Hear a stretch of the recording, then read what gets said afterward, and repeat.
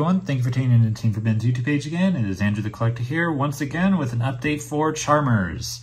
It has been a while since we did an update for Charmers. I believe we only did 2, and that's when back when the structure deck was first released.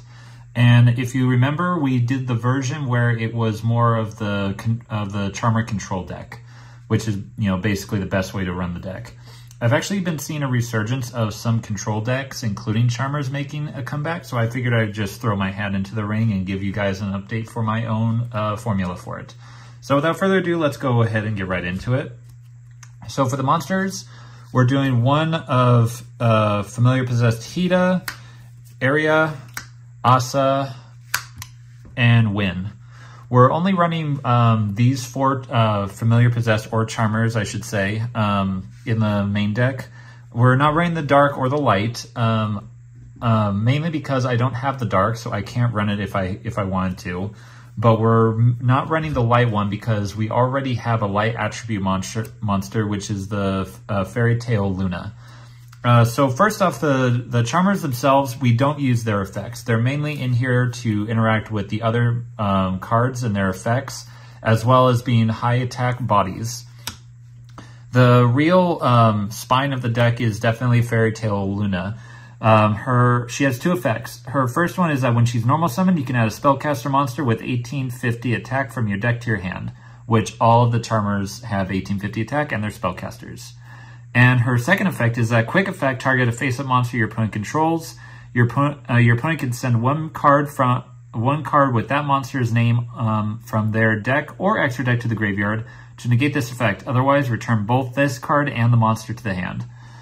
This is really good interruption.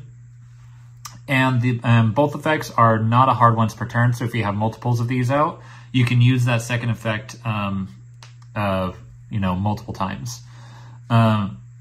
Especially if you normal summon her twice, which we'll get into in a minute. You can search out either another copy of herself or one of the other copies. So yeah, like I said, this deck is one of its cards definitely, or a few of their cards is based on different attributes, which is why I'm not running the Light Charmer, because she already covers the Light attribute. But like I said, if you want to run the Dark one, you can, but it's not entirely necessary. And the last main deck that we have is Jaugen the Spiritualist. He's definitely been making a resurgence in stun decks lately, and I figured I'd throw him in here since he is also a spellcaster. Basically, discard a random card from your deck from your hand to the graveyard and destroy all special summon monsters on the field. And his second effect is that neither player can special summon monsters. Easy and, real simple. So we'll get into why he is more relevant as we get into the spells, which we'll do right now. 3 Spirit Charmers. This is your main searcher. Discard 1 card and take 2 cards from your deck with different names from each other that are Charmer monsters, Familiar Possessed monsters, and or Possessed spell / trap cards. Add one of them to the hand and then set the other.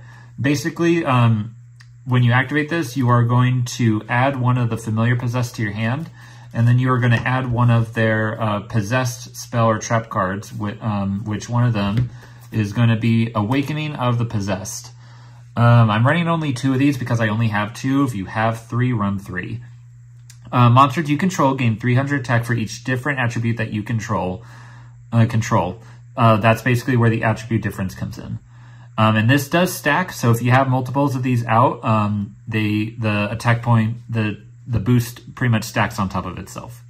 And Charmer and Familiar Possessed monsters that you control cannot be destroyed by card effects. So pretty good protection, but I also wish that it prevented targeting. If a spellcaster monster with 1850 attack is normal or special summoned to your field, draw a card.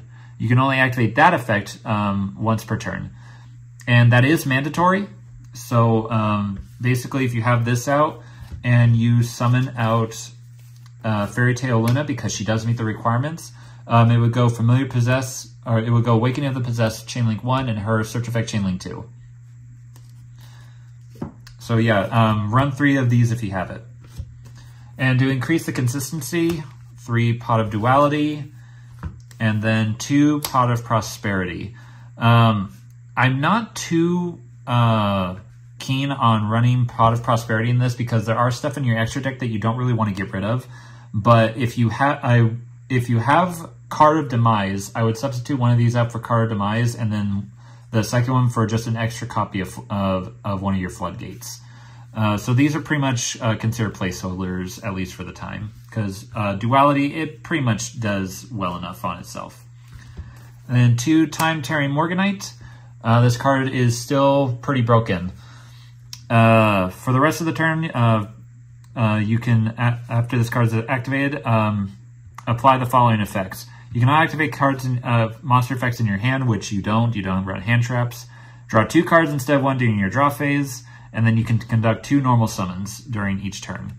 Yeah, really good. So you can normal summon out Jowgen, and then you can also normal summon one of your your Fairy Tale Luna or any of your other familiar possessed. Still really good.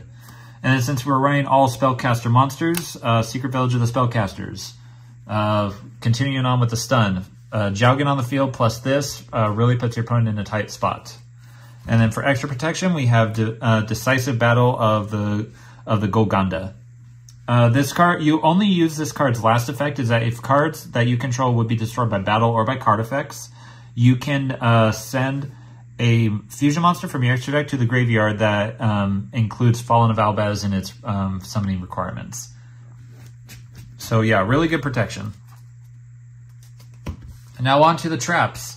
We have 1 Unpossessed and 1 Possessed Partners. These are also cards that you can search out with your Quick Place Searcher, Spirit Charmers. Unpossessed is a continuous trap. Charmer monsters that you control cannot be destroyed by battle, which you don't really run. If familiar possessed monsters that you control attacks an opponent's monster, it gains 800 attack during the damage calculation only. If a monster that you control is destroyed by battle or card effect while this card is already face up in your spell and trap zone, you can special summon 1 spellcaster monster with 1500 defense from your deck whose attribute is different than the one that was destroyed. And you can summon it in either face-up attack or defense. Unfortunately, this does apply to Luna because her defense is 1000, but you can do it with any of the familiar possessed, obviously. And then Possessed Partnership is special summon 1 spellcaster monster with 15 defense from your hand or graveyard in attack position or face down defense position. If you control monsters with 2 or more attributes, you can destroy 1 face-up card that your opponent controls. So basically, if you have a familiar possessed that you on your side of the field, activate this, special summon another, and then if both of them are different attributes, you can pop a card on your opponent controls. And that's all within the same effect, too. And its graveyard effect is that you can banish this card from the graveyard and target 1 possessed continuous spell or trap in your graveyard and place it face up in your field. So really good recursion for either your unpossessed or your continuous spell. Now off into the generic traps. 3 skill drain. Aside from Jowgen, this really doesn't hurt you. And even if it does, even if you do have this face down with Jowgen, if they're about to get rid of it, you can just activate this and they'll more or less be in the same position. 2 Solemn Strike, 2 Solemn Judgment. I would probably put in the 3rd by taking out one of the Pot of Prosperities. 2 Crackdown, 2 Dogmatic Punishment, 2 Grave of the Super Ancient Organism. Really good underrated Floodgate. Rivalry of the Warlords, goes a match and there can only be 1, has been limited to 1. So this is one of the next best Floodgates. This pretty much hurts most Synchro decks, which are being more relevant these days, especially with, Snake Eyes and Fire Kings and, Manadiums. And even Kashtira's are still running around, so this really hurts them too. And 2 Stormy Mirror Force because, Fire Kings, again, we don't want to destroy them, so we want to remove them by non-destructive means. And that is it for the main deck. Let's go ahead and get into the extra deck. For our Link monsters, we have 1 Hida, the Fire Charmer, Dark, the Dark Charmer, and 1 Area, the Water Charmer. I guess you can say that these also apply to Unpossessed since they're technically Charmer monsters. These are the only ones I run because they're the only ones I have. So let's say if you have monsters on your side of the field and you steal a monster your opponent controls with Crackdown, you can link it away into one of these. And hopefully if it's an extra deck monster, then you can then use its effect to get back to your side of the field, and then link away for a Mech Knight Crusadia at Avramax. Or if you have a Unicorn, Nightmare Unicorn, use Unicorn. Now if into our Super Poly targets, we have one Mud Dragon, one Guiltia because, you know, SP Little Knight and Baron are still forced to be reckoned with, one Draco Stapelia, and one Garua Resonate of Life. Also a good Dogmatic Punishment target. Speaking of Dogmatic Punishment targets, we're running 2 Elder Entity Entists, 1 Tri-Brigade Arms. This is more to get over bigger, to destroy bigger bodies. And then you use this Graveyard effect to send out Garura to activate its effect to draw a card. 1 Fossil Machine Skull Wagon. It's basically its Graveyard effect is like Intis, but you destroy a spell or trap. And then for our Fallen of Albaz targets for our Decisive Battle, we're just, you know, running Titaniclad, Lubellion, and Mirror Jade. You can run anything else that you want, but I just opted to use these because they're the best. Now into the side deck. To go along with our Super Poly targets, we have Super Poly. Need I explain more? To combat against Fire Kings, 2 Gravekeeper's Inscriptions. This is actually very underrated. I actually cited this in with my Dinomorphia deck last night when I went to my first locals with Dinomorphia, and I went up against Fire Kings, and this actually came in clutch. So yeah, definitely run this. 3-dimensional barrier. Its dimension barrier shuts down everything but links. Was really good against Voiceless Voice. Speaking of which, with Voiceless Voice, Spicy Tech, Mask of Restrict. This pretty much shuts them down, and it worked last night again. Like I said, when I went to locals, I faced Voiceless Voice, and I switched out Lava Golems in my side deck with these, and it worked. It worked unbelievably well. And another Spicy Tech is lose 1 turn. Like I said, Rivalry goes in, and there can only be 1 up and limited, unfortunately. Basically, its effect is that activate only if you can currently control no special summon monsters, which you pretty much don't. While a monster is face up on the field, negate its effects during the turn that monster is special summoned.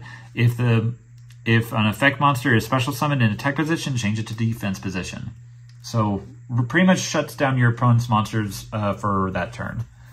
And then 2 Mistake to shut down most decks nowadays.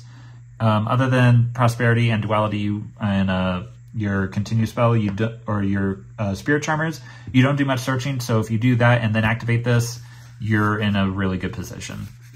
And that is it for my Charmer deck profile. I hope you guys enjoyed it. If you have any questions or want to see any type of videos from us in the future, please comment down below.